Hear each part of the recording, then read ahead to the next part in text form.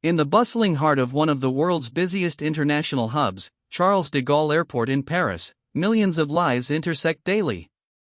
Travelers pass through, some in transit, some arriving, some departing. But for one man, this transient space became his entire world, his home, his prison, for an astonishing 18 years. This is the extraordinary, almost unbelievable, true story of a man who found himself trapped, not by walls or bars, but by an invisible cage of bureaucracy and circumstance. His name was Mehran Karimi Nasseri, though he would later adopt the moniker Sir Alfred Mehran. Born in Iran in 1945, his early life was shrouded in conflicting narratives and half-truths, a foreshadowing of the enigmatic figure he would become. For nearly 2 decades, from 1988 to 2006, the departure lounge of Terminal 1 at Charles de Gaulle Airport was his permanent address, a bizarre sanctuary in the heart of French aviation. This is where his incredible story truly begins. Nasseri's journey to becoming the world's most reluctant airport resident was a convoluted path paved with political turmoil and a desperate search for asylum. He claimed to have been expelled from Iran in the late 1970s for protesting against the Shah. While details of his expulsion and even his heritage often shifted in his telling, what is clear is that he spent years drifting across Europe, seeking refuge, hoping to find a country that would grant him legal status. He managed to live in Belgium for some years, a brief respite. However, his quest for permanent settlement saw him attempt to gain entry into several other nations, including the United Kingdom, the Netherlands, and Germany. Each time, he was met with the same cold, unyielding wall of bureaucracy. Without the correct immigration documents, he was repeatedly expelled, denied entry, pushed from one border to the next. He was a man without a country, a ghost in the international system. On August 26, 1988, Mehran Karimi Nasseri arrived at Charles de Gaulle Airport. His exact intentions remain debated. Some accounts suggest he was attempting to fly to London, others that he was simply seeking a transit point. What isn't disputed is what happened next, a twist of fate that would irrevocably alter the course of his life. He claimed his refugee papers, including his passport, were stolen or lost while en route to the airport. Without valid identification or proof of refugee status, Nasseri found himself in an impossible legal predicament. The French authorities insisted he was in the country illegally, yet they couldn't deport him. Why? Because without proper documentation, no other country would accept him. He was effectively stateless, trapped in an international transit zone, a no-man's land between nations. The airport, designed for fleeting passages, became his inescapable cage. As days turned into weeks, and weeks bled into months, Nasseri settled into his new, involuntary home.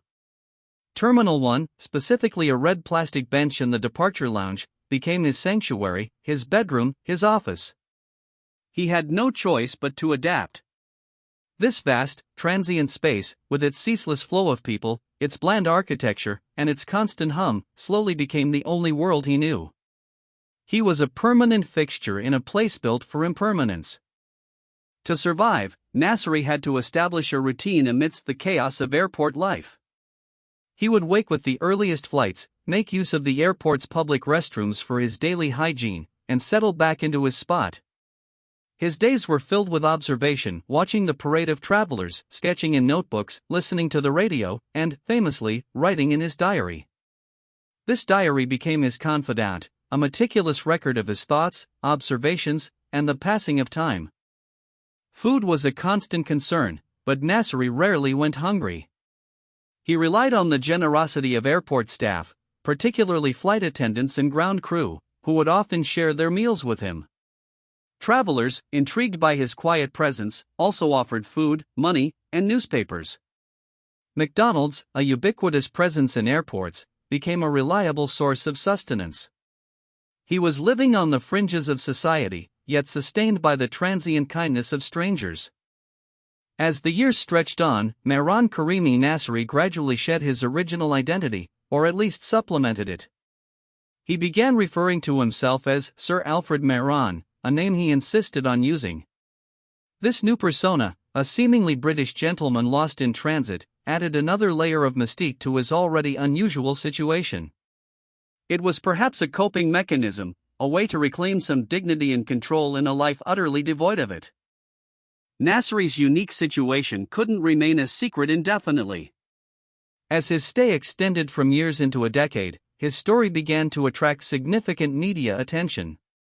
Journalists from around the world sought him out, eager to understand the man who had made an airport his home.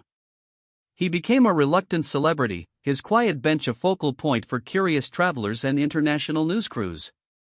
His narrative, often embellished, became part of the airport's folklore. Airport staff, initially perplexed, eventually grew accustomed to Sir Alfred. He wasn't a threat, simply a permanent fixture. Some developed a genuine concern for him, offering help and companionship. A ticket agent who befriended him worried about his long-term well-being, acknowledging his unusual predicament. He wasn't just the man on the bench anymore, he was a part of the airport's extended family, albeit one in a profoundly isolated position. The prolonged isolation and the surreal nature of his existence began to take their toll. A doctor at Charles de Gaulle Airport, deeply concerned about Nasseri's mental and physical health, observed a troubling phenomenon. He worried that Nasseri had, in his words, fossilized at his bench. This striking description captured the essence of his predicament, a man physically present but psychologically rigid, seemingly unable to adapt to any other environment. The ticket agent, a friend who had watched Nasseri for years, echoed the doctor's concerns. She fretted that he was becoming incapable of living on the outside. This wasn't merely a fear for his practical skills, but for his very capacity to reintegrate into normal society. The airport, despite its limitations, had become his comfort zone, a predictable world where he was known, even if only as an oddity. The idea of leaving, of facing the unknown, was becoming increasingly daunting. The sheer duration of his stay is difficult to comprehend. From August 1988, through the fall of the Berlin Wall, the dawn of the Internet, and into a new millennium, Mehran Karimi Nasseri remained a fixture in Terminal 1. He witnessed countless technological changes, fashion trends, and political shifts, all from his unchanging vantage point. Each year that passed deepened the grooves of his unique existence, making the prospect of departure seem less like liberation and more like an exile from his only known home. Then, in 1999, after years of bureaucratic struggle and media attention, a significant breakthrough occurred. French authorities finally offered Nasseri a chance to leave. New legal documents were prepared, granting him residency in France. The invisible bars seemed to dissolve, offering him a clear path to walk out of the airport and into a new life. This was the moment many had hoped for, the resolution to his long, strange saga. Remarkably, when offered the chance to leave, Mehran Karimi Nasseri initially demurred. He refused to sign the necessary papers, claiming they did not refer to him as Sir Alfred Mehran or correctly reflect his nationality. This moment perplexed and frustrated many who had worked for his release. Was it a protest? A delusion? Or was it, as some suggested, the ultimate manifestation of his institutionalization, a deep-seated fear of life beyond the terminal's familiar confines? His refusal cemented the idea that Nasseri had become deeply institutionalized. After over a decade of living within the defined boundaries and routines of the airport, the outside world seemed alien, overwhelming, and terrifying. The comfort and predictability of Terminal 1, however strange, had become his psychological safety net. He was no longer just physically trapped, he was mentally entangled in the web of his own making, unable to break free even when the legal chains were lifted. His incredible story captivated Hollywood. In 2004, Steven Spielberg directed The Terminal, a film starring Tom Hanks as Victor Navorsky, a man stuck in a New York airport. While fictionalized, the movie was loosely inspired by Nasseri's plight. This unexpected recognition brought his story to a global audience, further solidifying his status as a modern-day legend, the ultimate traveler on an indefinite layover. Finally, in July 2006, after 18 years and nearly 11 months, Mehran Karimi Nasseri left Charles de Gaulle Airport for good. The exact catalyst for his departure at that specific time remains less clear than his initial arrival, but it marked the end of an era. He was reportedly hospitalized for a period before moving into a shelter in Paris. The man who had spent his adult life in the limbo of an airport was finally, truly, on the outside. After his departure, Nasseri lived a relatively normal life in a Parisian shelter. He received a substantial payment for the rights to his story, which offered him some financial security. For 16 years, he navigated the complexities of life outside the terminal, a stark contrast to the predictable rhythms of his airport existence. He had found a semblance of peace and privacy, away from the constant gaze of curious travelers and journalists. Despite his new life, the airport clearly held an undeniable pull for Nasseri. It was where he had spent the majority of his adult life, where he had forged a unique identity, and where he was known. It was his longest home. He had once called it his favorite place on earth, a sentiment that speaks volumes about the strange attachment formed to a place of involuntary confinement. The echoes of the past, the memories of his bizarre residency, lingered. In the weeks leading up to his death in 2022, Mehran Karimi Nasseri returned to Charles de Gaulle Airport. It was an unspoken pilgrimage, a return to the place that had defined him for so long. He wasn't trapped this time, he chose to come back, perhaps seeking the familiarity and a peculiar sense of belonging that only the airport could offer. He was seen with his luggage once more, preparing to settle back into his old haunts, though only for a short time. On November 12, 2022, Mehran Karimi Nasseri, also known as Sir Alfred Mehran, passed away at Charles de Gaulle Airport. He died of natural causes in Terminal 2F, just as he had lived so much of his life, within the very walls of the airport that had once held him captive and later offered him solace. His journey had come full circle, ending where it had, in a strange way, truly begun. He was 76 years old. Mehran Karimi Nasseri's story transcends the simple fact of a man living in an airport. It's a profound narrative about identity, displacement, and the often absurd intricacies of international bureaucracy. It's a testament to human adaptability and resilience, but also a stark reminder of the vulnerability of those caught in legal limbo. His life illuminated the overlooked spaces of our world and challenged our perceptions of home and freedom. His initial entrapment was a direct consequence of a bureaucratic maze. The system, designed to process and categorize, found itself unable to cope with an individual who defied classification. No country would claim him, and thus, no country could release him from the non-space of the airport terminal. It was a failure of compassion wrapped in the legality of protocol, leaving a man stranded for years in plain sight. Nasseri became a symbol, to some, of perseverance against impossible odds, to others, of the despair faced by stateless individuals worldwide.